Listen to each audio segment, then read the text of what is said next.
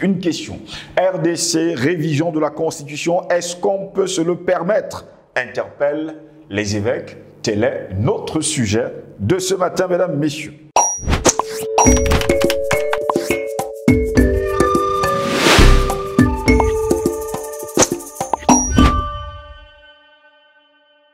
C'est toujours un réel plaisir, mesdames, messieurs, de vous retrouver sur Panafricaniste TV, votre chaîne de télévision qui vous apporte le meilleur de l'information. Bonjour, bienvenue à toutes et à tous à cette édition de Parole Panafricanisme. Eh bien, le samedi 9 novembre dernier, plusieurs personnalités issues du monde politique de la société civile congolaise ont lancé une coalition pour le sursaut national, afin de protéger la Constitution de 2006. L'initiative vise à empêcher le président Félix Tshisekedi de la modifier, peut-être dans le but d'effectuer un troisième mandat à la tête de la République démocratique du Congo. Pour eux, toute révision de la loi fondamentale actuelle serait considérée comme un acte de haute trahison envers la nation. Vous commencez donc, mesdames, messieurs, à comprendre.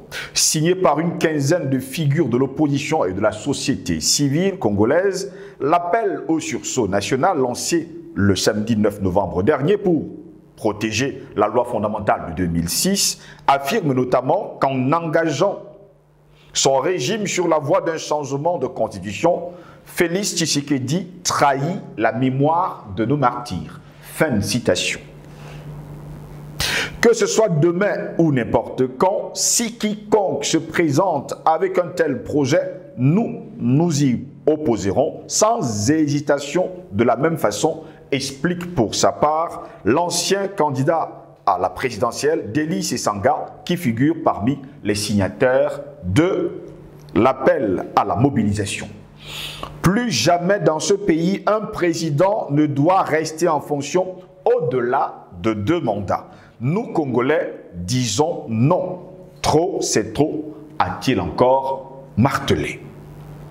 Du côté de la société civile, le mouvement citoyen Lucha et la SADO, l'Association africaine de défense des droits de l'homme, ont eux aussi signé le texte et exhortent toutes les couches de la société congolaise à s'unir pour défendre la Constitution. Il dit, et je cite, « Il faut que nous, vous et tous ceux qui ne sont pas dans cette salle, nous unissions nos efforts et nos forces. Cette affaire ne relève pas des seuls politiciens, ni des seuls acteurs de la société civile. Elle concerne tous les Congolais. » Fin de citation. Le président de la SADO, Jean-Claude Katende, à peine sa mise sur pied, a annoncé la coalition pour le sursaut national et a fixé son premier rendez-vous au 16 novembre prochain avec l'organisation d'un meeting en hommage au référendum constitutionnel de 2005. À ce stade, ni la plateforme Lamouka de Martin Fayoulou, ni le camp de Moïse Katumbi, qui mènent leurs propres actions contre le projet de révision constitutionnelle, ne l'ont pas encore rejointe. Voilà pourquoi, mesdames, messieurs, nous nous interrogeons. RDC, révision de la Constitution, est-ce qu'on peut se le permettre? Interpelle également les évêques congolais. Et pour répondre à nos questions, nous sommes avec un panafricaniste et traditionnaliste. C'est Simon D qui est notre invité ce matin. Simon D, bonjour, bienvenue à vous. Bonjour, M. Ngos. Encore une fois, c'est gentil de m'avoir invité pour cette importante émission de Panafricaniste TV, parce que ça donne l'occasion aux gens de comprendre les raisons pour lesquelles il faut qu'on se batte pour une Afrique libre. Et l'Afrique libre, ce n'est pas à travers des papiers qu'on appelle constitution, démocratie, que j'appelle démocratie. Il dit, mais il y a démocratie. Parce que quelque chose qui est bien, les Blancs ne l'apporteront jamais en Afrique. S'ils viennent avec la démocratie, vous pensez que c'est une bonne chose? Je donne un cas. On a tué Kadhafi pour imposer la démocratie. Allez même dire que la Libye marche très bien après la mort de Kadhafi. Donc, je prends un cas, la RDC dont on parle aujourd'hui. Le Nord Kivu est en guerre depuis des années. Il y a des milliers de personnes qui sont tuées chaque jour. Le sous-sol est volé, plié. Au lieu que les gens, les politiciens congolais s'en mobilisent pour lutter contre cette histoire, ils se mobilisent pour la démocratie. Moi, je me demande s'il n'y a pas quelque chose qui ne va pas avec nos frères africains. Je dis encore une fois, on a tué Kadhafi en Libye parce qu'il fallait instaurer la démocratie. Or, les Libyens, ils manquaient de rien. C'est vrai ou c'est faux? C'est vrai.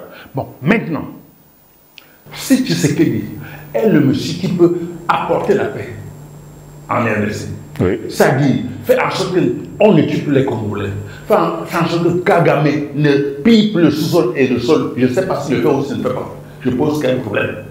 Il faut qu'on sache où on est en train de se diriger. Ça ne sert à rien de vouloir copier bêtement ce que les gens nous ont mis en place pour nous faire plaisir.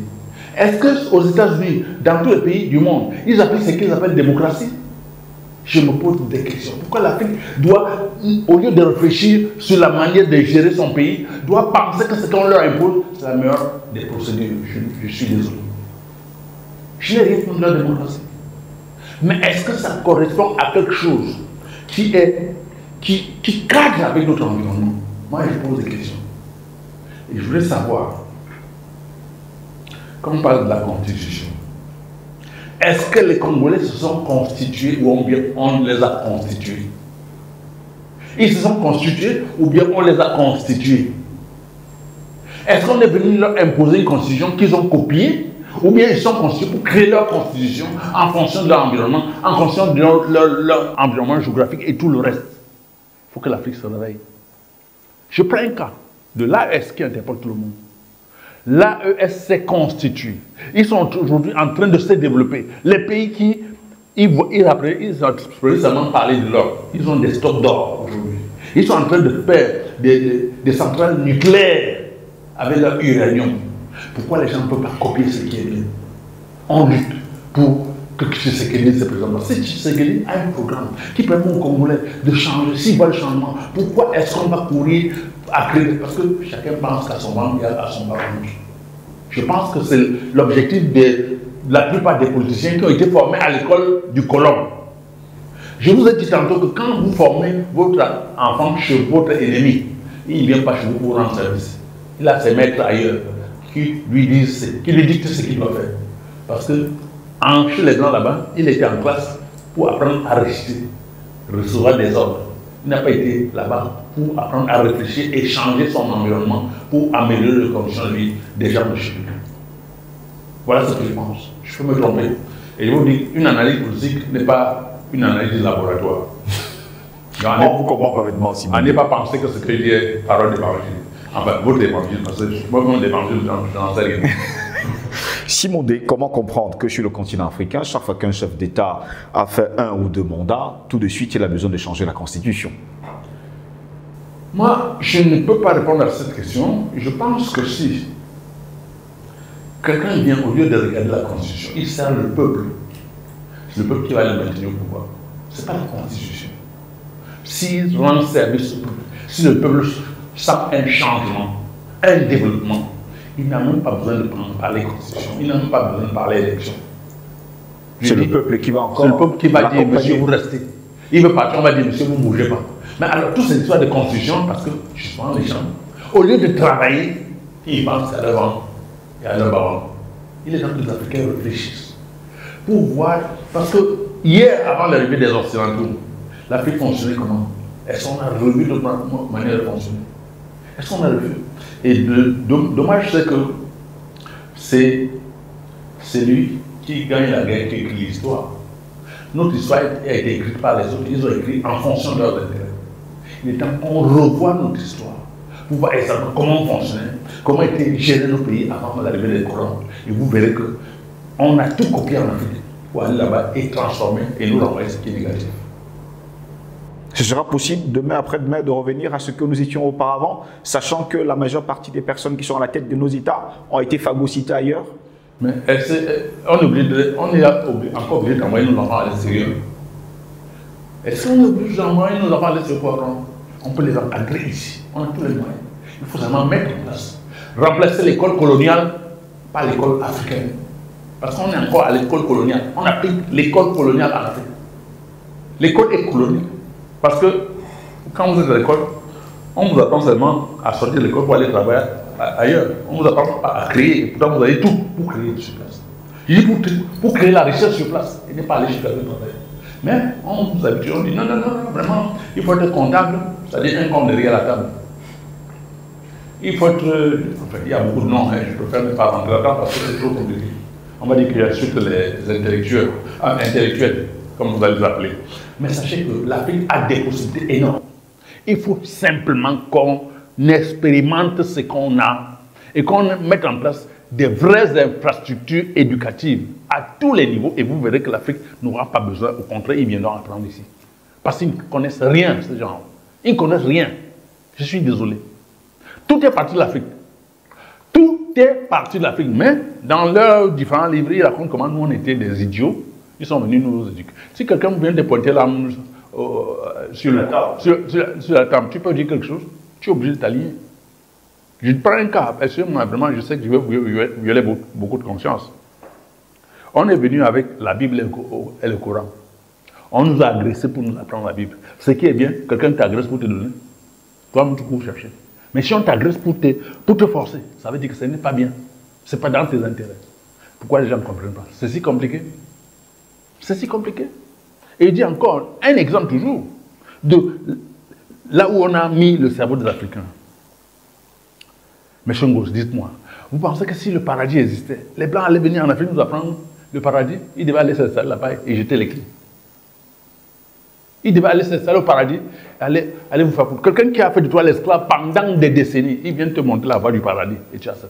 C'est exactement la même chose pour votre histoire de démocratie. Constitution, tout ça. Ce sont des bêtises qui n'ont pas de sens. Je suis désolé. Ça n'a aucun sens. Kadhafi qui était en Libye, il a fait des choses en Libye. On l'a tué parce qu'on voulait instaurer la démocratie. Parce que les Blancs perdaient, les Occidentaux avaient tout perdu. Allez me dire, la Libye marche bien, il y a la démocratie. Non, je ne sais pas.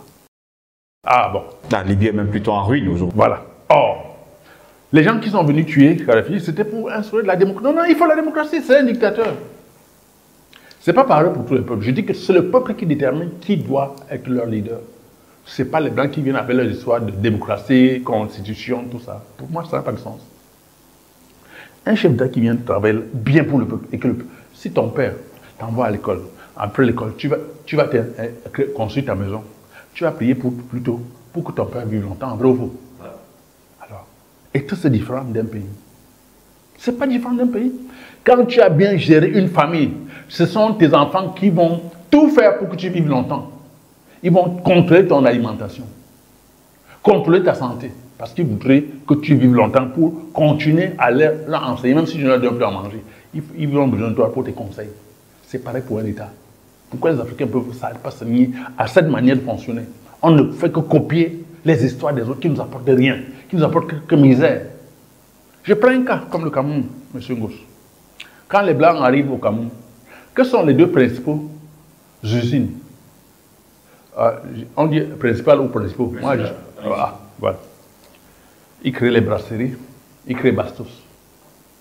Montrez-moi une seule usine qui transforme quelque chose que les Blancs ont mis en place, en dehors de ceux qui vont nous avilir.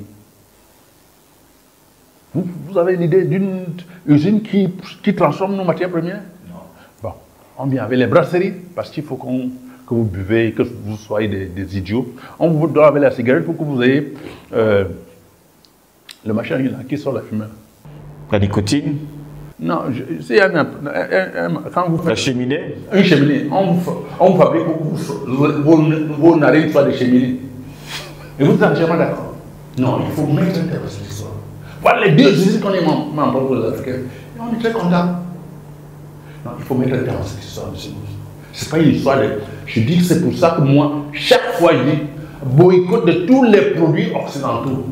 Boycott, ça ne nous apporte rien du tout. Au contraire, ce sont les poisons qui alimentent toute l'Afrique. Tout ce qu'ils envoient en Afrique, c'est le poison, je suis désolé. Ils n'enverront jamais rien qui puisse nous aider. Tant pis pour les gens qui vont dans les supermarchés pour acheter des trucs, pour se faire voir, pour dire qu'ils sont modernes. Ils mangent vos croissants ou des croissants, ou vos shawarma, ou bien saucissons, tout ça là. Les poisons, monsieur. Toutes les viandes transformées sont des poisons. Je suis désolé. Pourquoi les gens ne peuvent pas se remettre sur leur culture, développer et consommer ce qu'ils produisent eux-mêmes? Moi, je dis encore, produire ce qu'on consomme et consommons ce qu'on produit. Mettons un thème à cette histoire. Parce que quand tu vas dans les supermarchés, acheter la banane, que tu as laissé une maman à côté de la rue en train de vendre la banane. Tu vas dans les supermarchés, acheter une banane. Et pourtant, une maman, tu as laissé traverser une. Et quand tu veux même acheter là-bas, tu négocies, tu dis c'est trop cher. Tu vas dans le supermarché, on te met à 1000 francs, tu achètes sans discuter. Non, il faut qu'on apprenne à s'auto-développer. Une maman qui vend les tomates à côté de la route, tu laisses pour aller dans le supermarché acheter la tomate. Tu ne sais pas ce qu'on a ajouté sur cette tomate pour te vendre. Tu laisses... Non, il y a plein de choses à redire. Il y a des choses à redire, M. Gousse. Et ça m'embête de voir que la plupart des Africains sont dans des supermarchés. Regardez, on crée des supermarchés chaque jour dans tous les pays africains. Parce qu'il faut qu'ils produisent là-bas chez eux pour vendre chez nous. Ils créent des emplois là-bas. Ils viennent nous alimenter. Et pourtant, on a des hectares de terrain qui sont nus, qui ne produisent rien. Qu'est-ce qui nous arrive? À l'école, on vous apprend la géographie, l'histoire, la psychologie, toutes vos histoires là qui ne savent rien. Mais on ne développe pas l'agriculture. Regardez dans les lycées. Est-ce qu'il y a, à partir de la 6e, une classe où on enseigne l'agriculture, la transformation? Rien. Dans les universités, pareil. Pourquoi? Parce que l'école est restée coloniale. Il est temps qu'on change de paradigme et qu'on s'adapte, on adapte l'environnement de l'éducation en fonction de notre évolution. Qu'on coupe avec eux complètement. Je suis désolé. On en a marre, on est fatigué. Et les chefs d'État qui arrivent à la tête des États africains doivent comprendre que trop, c'est trop. Déjà, votre histoire de monnaie, le franc, c'est pas. On fabrique en chamalière. Les pays africains, quand tu vas prendre un colis ici pour envoyer, par exemple, dans un pays africain, ça va passer par une compagnie des Européens. On te taxe, le prix qu'on te donne, c'est inadmissible.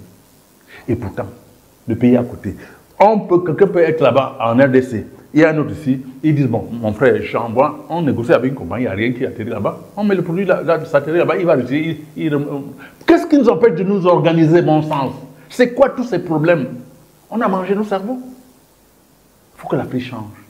C'est pour ça que nous avons créé l'agence panafricaine pour la promotion des produits Made in Africa, pour expliquer aux gens, pour former les gens, pour qu'on crée des emplois, des milliers d'emplois. Il y a des possibilités énormes, M. Gousse.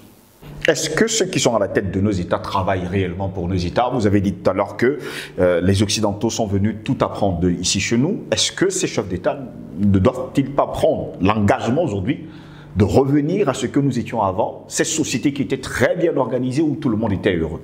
Monsieur Gousse, vous me parlez des chefs d'État qui ont été formés par l'Occident, qui sont à la tête de nos États, ou bien de ceux qu'on a formés en Afrique? Je voudrais comprendre. Si vous me parlez des chefs d'État qui ont été formés là-bas, et vous pensez qu'ils vont venir changer à la tête de nos États, ce n'est pas possible. Ils sont là pour travailler, ils sont au service de leur maître. Ce n'est pas possible.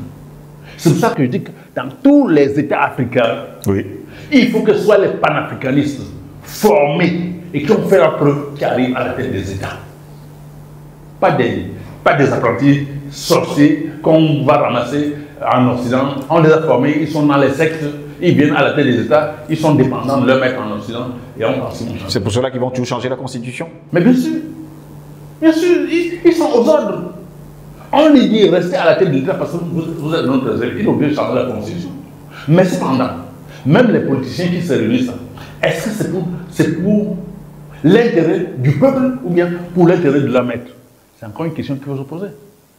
Si au lieu de parler de Constitution, ils se mettaient avec le peuple pour aller chasser les gens qui tuent les gens dans le Nord, qui vous par exemple, comme je l'ai dit tantôt, je pense que le peuple devrait se mettre avec eux. Il devrait m'arrêter un parmi eux pour dire non, vraiment, soyez chef d'État. Et chasser-le. Parce que c'est le peuple qui a le pouvoir. Ce n'est pas les papiers qu'on écrit, c'est le peuple qui a le pouvoir. Je suis désolé. Le pouvoir appartient au peuple. Et c'est dans leur connerie de livres qui disent ça, c'est pas nous. Le peuple a le pouvoir. Ce sont ceux qui décident. Ce n'est pas la constitution ou bien la démocratie. C'est ce que j'appelle la démocratie, parce que ça me choque tellement que je dis c'est la démocratie. Parce que c'est des démons qui possèdent ce pouvoir pour diriger, pour anéantir, pour affaiblir les Africains. Donc il faut mettre dans cette histoire pour nous. Merci à vous, Simondé, d'avoir répondu à nos questions. Merci beaucoup, M. Gousse. J'espère que je me suis débrouillé. Hein. Comme je l'ai dit tantôt, les analyses politiques, ce n'est pas une analyse laboratoire. Je peux me tromper. Donc, si je m'excuse de m'être trompé, que tous les gens qui suivent cette émission sachent que je ne suis pas un professeur, un docteur en doctorat. Je suis qu'un type, un petit villageois qui se débrouille à à dire ce qui sait faire. En tout cas, merci d'avoir été de nôtres. Merci beaucoup. Merci à vous également, mesdames, messieurs, de nous avoir suivis. Restez sur nos plateformes numériques, partagez au plus grand nombre. Bonne journée à toutes et à tous.